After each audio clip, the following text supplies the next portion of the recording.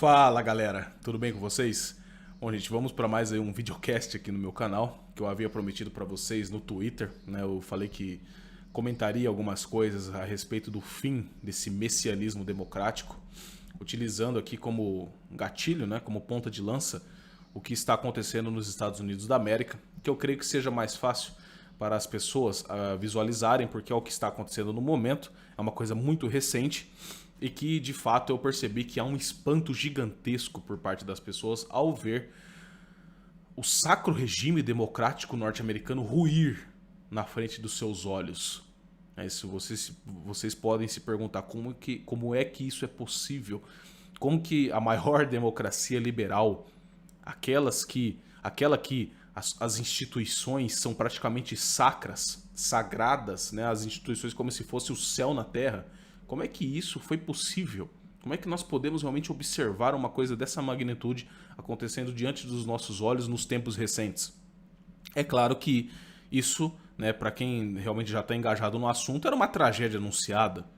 Isso iria acontecer de qualquer maneira, não é isso? Mas é preciso você maquinar na história o que de fato aconteceu, né, que eu quero sintetizar aqui com vocês da maneira mais sucinta e objetiva possível, como sempre, não é isso?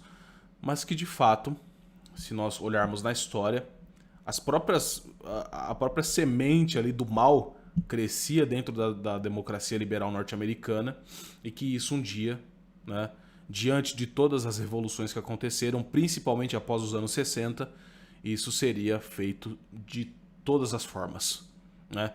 Porque os revolucionários, principalmente da escola de Frankfurt, descobriram como destruir as democracias liberais. Eles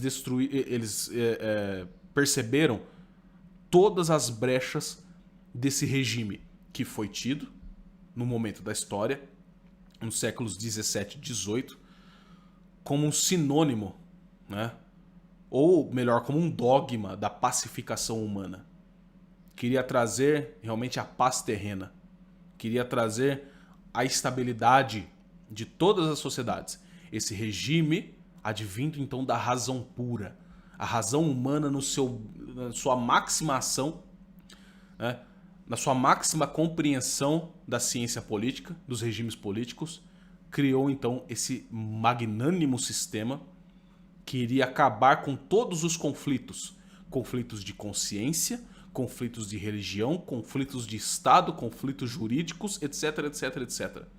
Então as democracias, com as suas divisões de poder, tal como postulava Montesquieu, seriam assim a maior maravilha do mundo, e que as relações por contrato, aí nós vemos aí com os iluministas Thomas Hobbes e Jean-Jacques Rousseau, é isso? Porque o homem nasce bom e quem o corrompe é a sociedade, e aí ele se relacionaria por contrato, né? Um contrato aceito previamente, que até hoje eu não aceitei previamente, até hoje eu não assinei esse contrato, estou sempre brincando com isso, né? Cadê o contrato social, Rousseau? Até hoje eu não assinei, até hoje eu não aceitei ele previamente. Mas que então as sociedades seriam maravilhosas, maravilhosas, e que elas realmente seriam esvaziadas dos dogmas cristãos, dos dogmas católicos, e que esse regime, esse Leviatã, esse Estado moderno, seria o racionalizador, no sentido cartesiano, né, a res cogitans da sociedade. Ele iria resolver os problemas da religião. Porque as crenças, né, eles acreditam nisso, que as crenças são subjetivas, portanto elas não devem ter apelo público. Elas não devem apitar publicamente. E que as consciências são autônomas em si mesmo. Então você não tem mais uma hierarquia, uma gradação do ser, porque todo regime político cristão pré-revolução, você tinha essa analogia à gradação dos seres, você tinha essa analogia à hierarquia natural, você tinha a analogia à ontologia do homem, aquilo que o homem é, em relação, né, aquilo que foi impresso em sua alma, como dizia o apóstolo Paulo, que é a lei natural, mas que essa lei natural não está realmente, ela não está meramente no sujeito, não depende meramente do juízo humano, mas que nós nos adequamos a essa lei. Porque ela é universal, ela é objetiva e ela é imutável. Porque essa lei natural, ela advém do ser de Deus. Ela depende, para ser o que é, da lei divina. Então você tem 3 aspectos.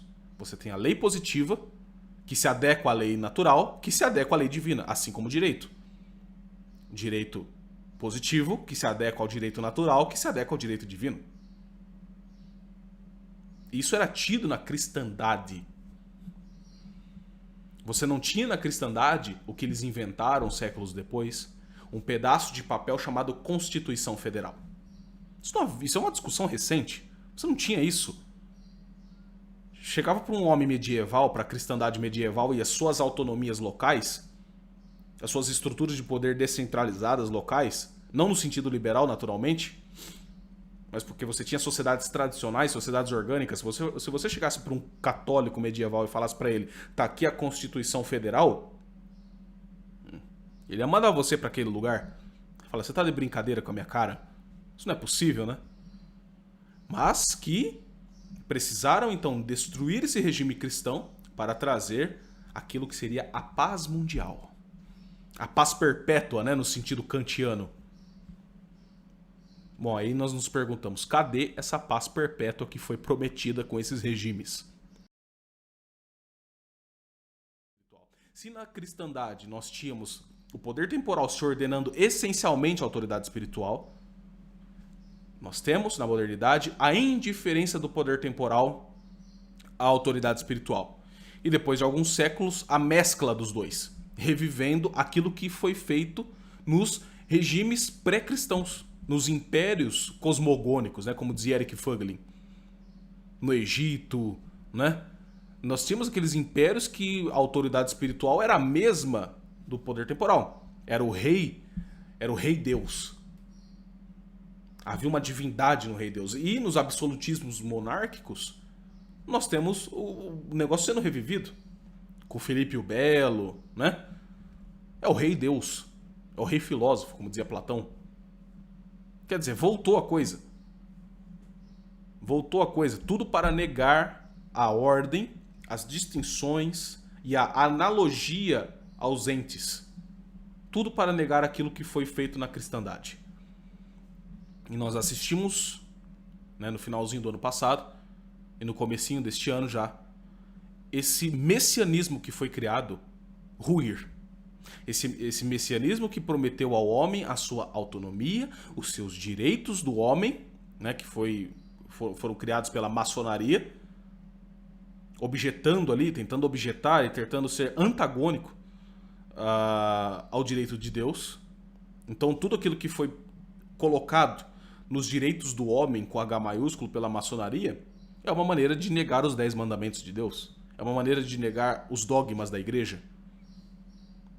E o resultado nós vemos hoje. Se as pessoas estavam céticas a acreditar que a democracia liberal não era um sinônimo de paz, bom, agora acho que não resta dúvidas. Não restam dúvidas de que há um engano monumental. Mas que esse engano, ele realmente é muito sedutor. Ele é muito sedutor. Me seduziu também. Né? Há poucos anos atrás eu realmente acreditava que seria impossível, apesar de todos os problemas que eu já enxergava, mas não tão claro como agora, mas seria impossível ver uma democracia como a norte-americana ruir. Ao meu ver, ainda era impossível. Mas que eu não tinha tomado todas as red pills ainda. Mas eu já tinha um incômodo ali. O incômodo existia. Falava, esses caras não são santos, pô. Você começa a estudar a história do globalismo e etc. Você vê que esses caras não são santos, né? É um problema monumental ali dentro dos Estados Unidos, mas agora nós estamos vendo a corrupção geral do negócio. A corrupção geral. Porque tudo que foi defendido naquele regime mostrou-se incapaz de segurar a revolução, que senão que muitas delas foram criadas por eles e que muitas delas foram sustentadas por lobbies internos deles, como também, né, aquilo que é exportado ao mundo hoje como revolução vem de realmente muitas instituições, digamos assim, muitos órgãos globalistas que são norte-americanos, que são antigos, são dinastias São dinastias. Então tem tudo isso a ser considerado. E que essa democracia sacra, com esse aspecto historicista, ela é revolucionária no seu princípio, nas suas premissas. Ela culmina em revolução, ela resulta em revolução. Por mais que defenda de maneira ideológica e de maneira doutrinária, teórica, que não é. Mas que na prática resultem em revoluções. Tá certo? Então o fundo dessas democracias liberais modernas é o mesmo non serviam que Lúcifer disse a Deus. As democracias são regimes satânicos no seu sentido estrito da palavra. Isso tem que ser dito. Porque reduzem a lei natural, o direito natural, à opinião e o pragmatismo do sujeito. É por isso que nós temos nas democracias liberais uma coisa como o aborto sendo discutidas num parlamento. Porque você reduz a questão do aborto, que é o assassinato de bebês no ventre de suas mães, a uma discussão democrática. Nós não vamos estabelecer verdades, porque verdades são dogmáticas, são fundamentalistas, que senão, através do parlamento, através dos representantes da massa, que faz parte da sociedade de massas que nós vivemos há alguns séculos, senão que esses representantes podem dizer aquilo que é verdade e aquilo que não é, através de uma votação democrática. Então o cara vai lá, aperta o botãozinho e o aborto está liberado, como aconteceu na Argentina. Isso é próprio da dinâmica da democracia liberal. Porque a democracia liberal culmina num socialismo. Necessariamente. Não é acidentalmente, é necessariamente. Acaba possibilitando a revolução. Como já dizia Papa Pio XI na Divini Redentores, o liberalismo pavimentou o caminho para o comunismo. Por quê? Porque o Papa Pio XI, ao falar isso, ele não estava tomando nem o liberalismo nem o comunismo apenas como problemáticas econômicas, mas como fundamento teológico, filosófico, epistemológico, em todos os seus âmbitos. Para dizer que por trás do liberalismo há o mesmo non serviam de Lúcifer. Porque o liberalismo é resultado do indiferentismo religioso e naturalismo político. Naturalismo político ao desconsiderar, ao virar as costas para uma ordem pré-estabelecida, para o ser mesmo, ao qual nós nos adequamos por termos o ser por participação. Nós temos o ser, nós não somos o ser em si. O que postula o liberal é que ele é o ser em si mesmo, ele cria verdades, ele tem uma consciência autônoma, ele é atomístico, ele é indiferente a toda a hierarquia, porque há a concepção do igualitarismo.